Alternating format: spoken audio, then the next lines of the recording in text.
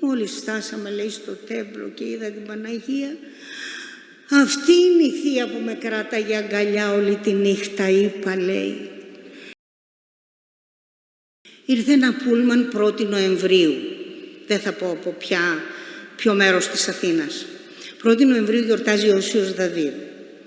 Κάθισαν στην αίθουσα ο ιερεύς και ο κόσμος, 50 άνθρωποι, και είπα να τους πω κάτι που με είχε συγκλονίσει, το είχα μάθει εκείνο το καλοκαίρι, θα σας το πω.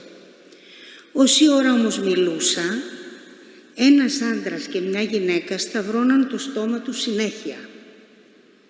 Λέω, φαίνεται ξυπνήσανε πρωί και επειδή ταλαιπωρηθήκανε, θέλουν να χασμουρηθούν οι καημένοι άνθρωποι και γι' αυτό σταυρώνουν το στόμα τους.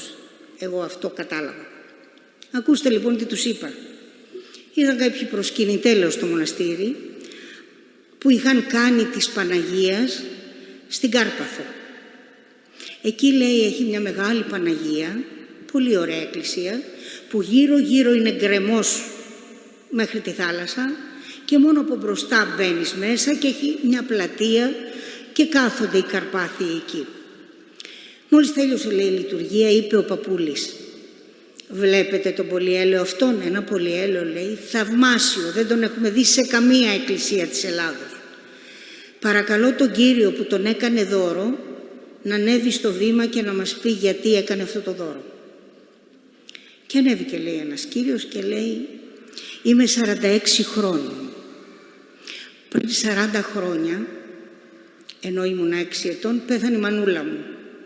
Ο πατέρας μου που πήγαινε με τα καράβια εκεί και με τα σουγκάρια και όλα αυτά, πώς να με μεγαλώσει. Παντρεύτηκε σε λίγο καιρό μια άλλη γυναίκα και ήρθανε εδώ στην Παναγία, στην πλατεία, όπως όλοι οι άνθρωποι, για να καθίσουν να μιλήσουν. Μόλις άρχισε να σουρουπώνει, με πήρε η μητριά από το χέρι, με πήγε από εκεί που δεν ήταν κανένας άλλος και με πέταξε στον κρεμό.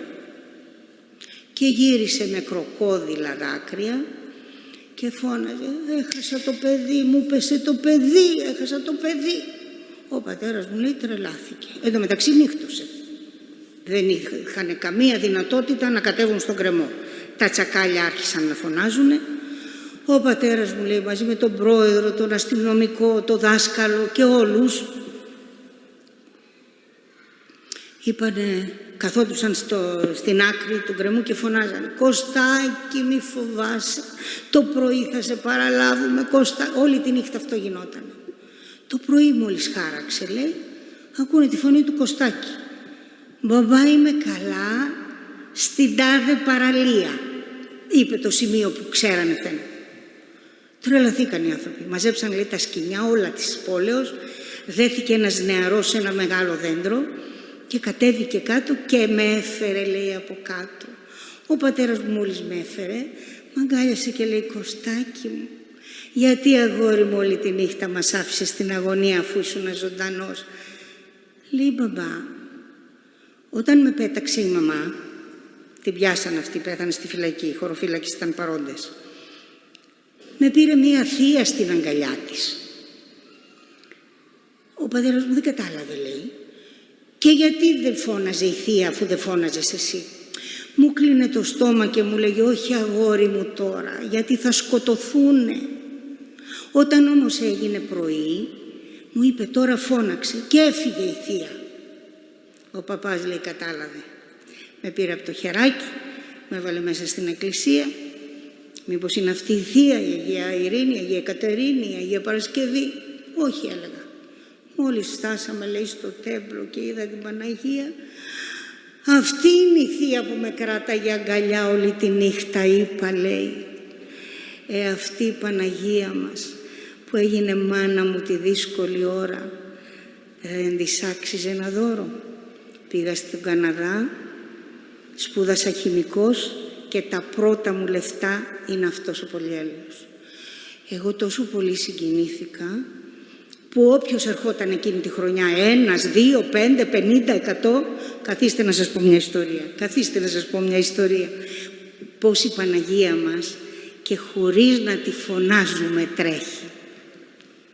Όπως τα έλεγα λοιπόν στο πούλμαν, μόλις τέλειωσα το θαύμα, συνεχίζω. είδατε χριστιανοί μου, η Παναγία μας, δεν μπορώ να πω τίποτα άλλο.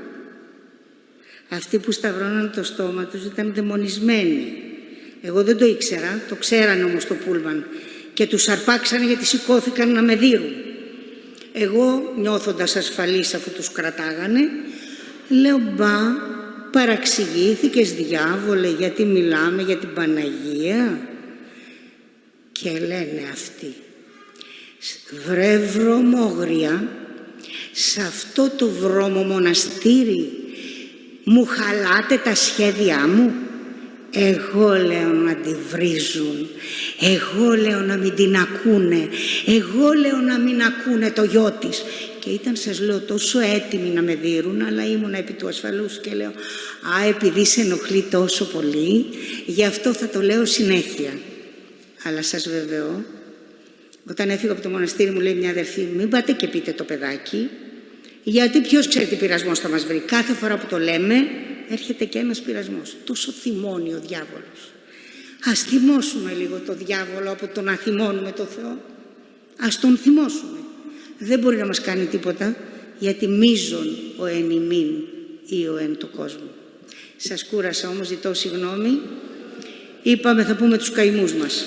Μακάρι όλοι όσοι είμαστε εδώ να βρεθούμε στον παράδεισο και μακάρι μαζί με μας και όλοι οι βαφτισμένοι χριστιανοί και όλοι οι αβάφτιστοι να γνωρίσουν το Θεό.